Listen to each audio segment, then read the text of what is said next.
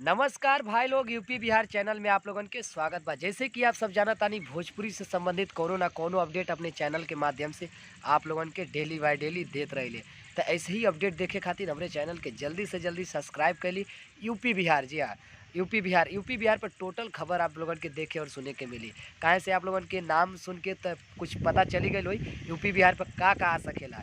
तो अगला लेकिन फिल्म से लेके सॉन्ग से लेके संबंधित यह कुल आई है चैनल पे। बाकी यूपी बिहार पे और चीज़ ना आई विवाद के बारे में जौन कुछ भी होता है, लेकिन फिल्म से लेके फिल्म इंडस्ट्री जौन कुछ भी बा, ऐसे जौन कुछ भी मन होए वाला बा, कौनो फिल्म लॉन्च होके वाला, ओकर ट्रेलर लॉन्च होके वाला बा, गाना के टीजर लॉन्च होके वाला बा, कब गाना कौन लॉन्च होके वाला बा, केकर पोस्टर रिलीज भइल, ये सब आप लोगन के हमरे चैनल के माध्यम से डेली बाय डेली कोनो ना कोनो अपडेट देखे के और सुने के मिल जाई।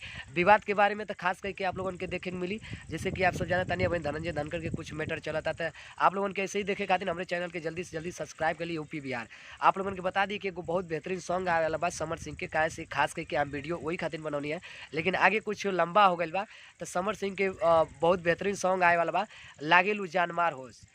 समर सिंह और शिल्पी राज डुबेट सॉन्ग है। 20 तारीख के ये सॉन्ग लॉन्च होके वाला बा, यानी कि कल सुबह 6 बजे वर्ल्ड वाइड रिकॉर्ड भोजपुरी पे आप लोग जाई, ज़्यादा से ज़्यादा गाना के प्यार दुलार आशीर्वाद दें। और आप लोगन के बता दी कि बहुत बेहतरीन सॉन्ग होके वाला बा। एक टीजर हम सुन ले बानी, जैसे ही बतार संगे का कैलू, ऐसे ही कुछ संबंधित बा, लेकिन आप लोग सुन के बताए और कमेंट में हमरे जरूर ना कुछ कुछ कुछ आप लोग लिख देना। एक साथ जय हिंद, जय भारत, जय भोजपुरी।